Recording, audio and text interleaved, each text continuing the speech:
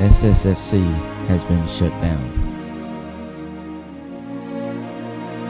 An undiscovered species of human has been terrorizing the area.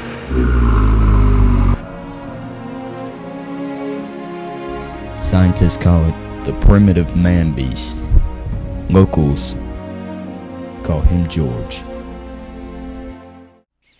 Here's George in his natural habitat trying to find something to eat. Looks like he found something. The primitive man-beast likes to stalk his prey from the tall grass.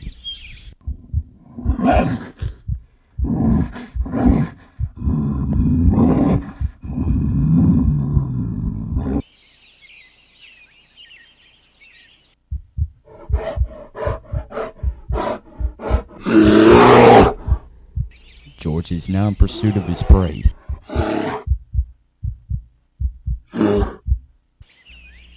It appears that George has lost his meal. George is now feeling frustrated.